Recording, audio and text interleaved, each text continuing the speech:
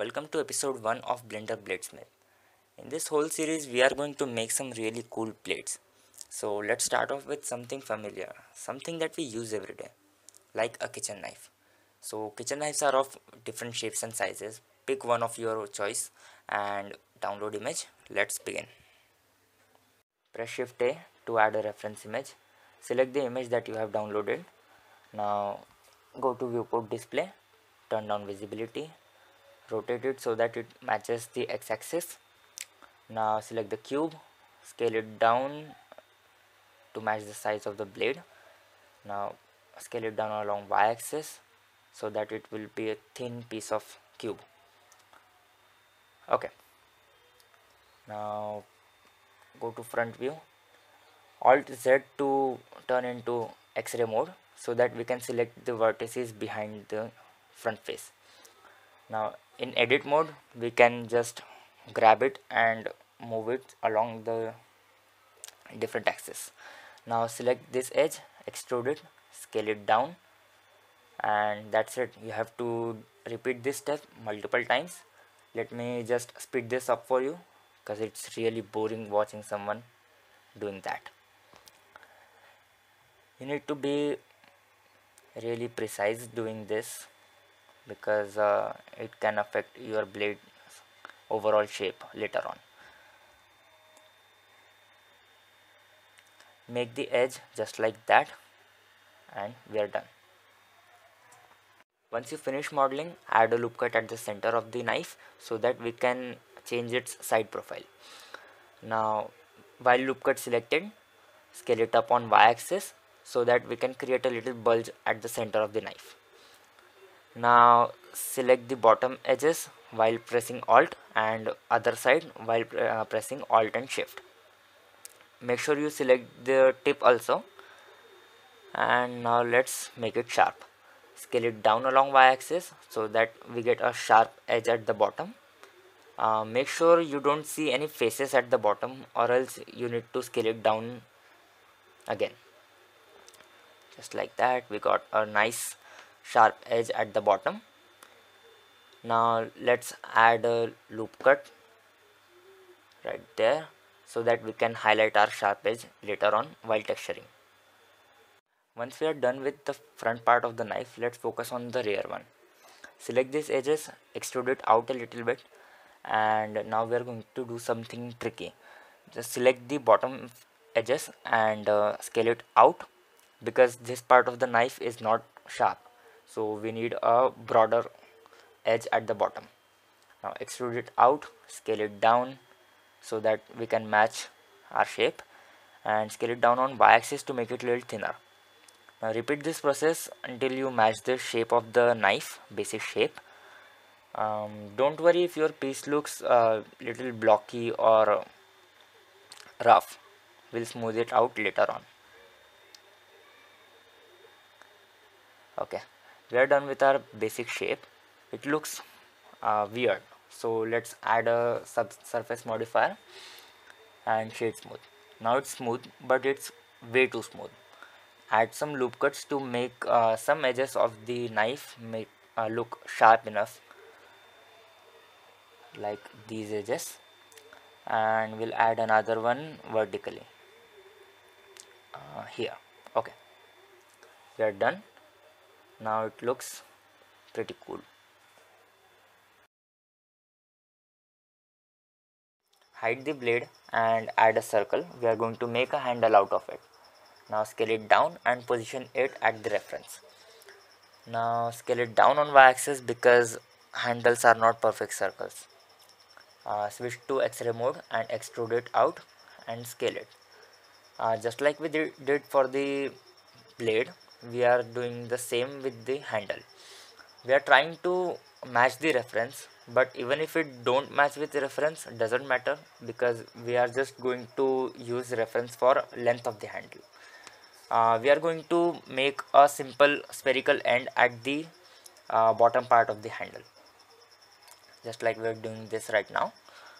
Scale it down. This part should be at the center, so make sure you hit X after you hit E. Press F to add a face. Now select this loop and press F to add a face. In object mode, press Ctrl 2 to add subsurface modifier and shades mode. Now in edit mode with loop cuts we can correct this. Add 2 loop cuts, we'll use it for shading, and correct any other defect if you want. Now select this face and hit I for insert and insert it a little bit. We are done with the handle. To add some extra details, we'll make rivets. Now take a circle, scale it down, rotate and place it on the rivet. Scale it down till it matches the size. Now in edit mode, extrude it along y-axis at any length and place it in the middle so that it comes out of both the sides of the knife. Now select this loop, add a face, select this loop and add a face. Now we need to scale it and position it in such a way that it just come out of the handle. You can see that little gray patch, that means it's inside the handle at that particular point. Now duplicate this for another 2, adjust it with the thickness of the handle, and yes, this one too. Okay, so we are done. Before moving forward, I just want to say that make a habit of saving your files frequently, because while recording this video I lost my complete data up till now because I hadn't saved my file, and I had to make it once again, and it's not fun at all. So please save it. Moving on, select the blade and switch to material preview. Add a new material, completely metallic and 0.2 in roughness. This will give us stainless steel like finish. Now select the rivets and we have to use the same steel material to it. Add this material one by one to each one of the rivets. Now select the handle, add a new material, completely black, increase roughness a bit, and that's it. We are going to add a silver ring. So plus icon, then select the rings and select steel material. Now press assign to see the change. We can increase the size of the ring by moving that loop. Now we'll highlight our cutting edge. So for that, go to face select mode and select all the faces at the bottom near the cutting edge. From both sides you need to do this, and make sure you select even number of faces.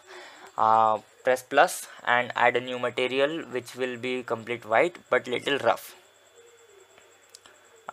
Play with these settings so that you get a satisfying result at the end. Select everything, press M to add a new collection, say knife. Now you can see everything is organized. Shift A, add a plane. Let's make a chopping board, scale it up. Okay, in edit mode, extrude it, we have a chopping board. Add a new material, change base color to image texture, open an image. We have wood image already, so select that, go to UV editing, material preview, and while pressing A, right click and project from view. Unwrap this and you can just move this shape right here so you can see the patterns on the board is changing. Move this, scale this, rotate this so that you get a nice pattern on the board. This looks nice but it's little dull. Go to shading window and move this aside. Add a mix shader and a principal shader.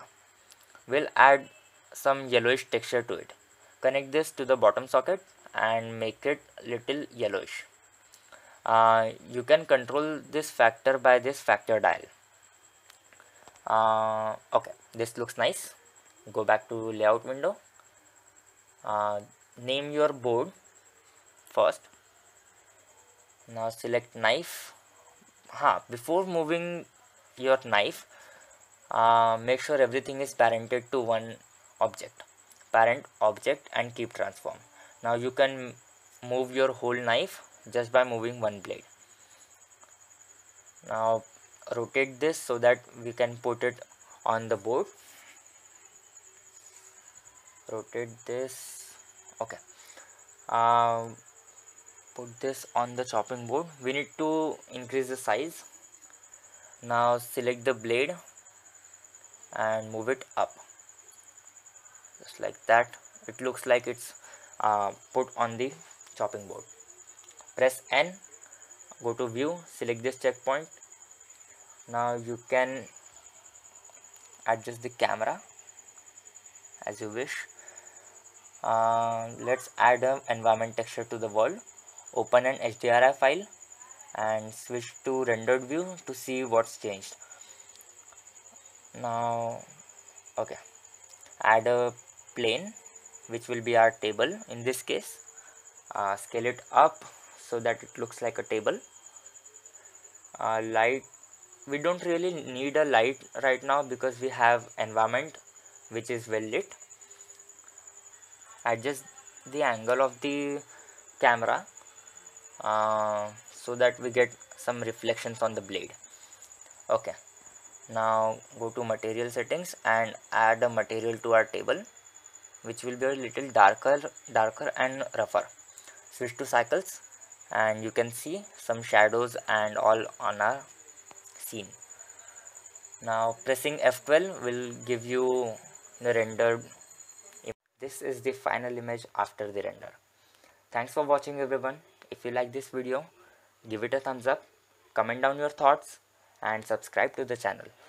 Turn on notification bell so that you don't miss any of the future updates. You can follow me on Instagram at evilshadow31. I post different kind of content over there. I'll see you in the next one. Till then, good luck.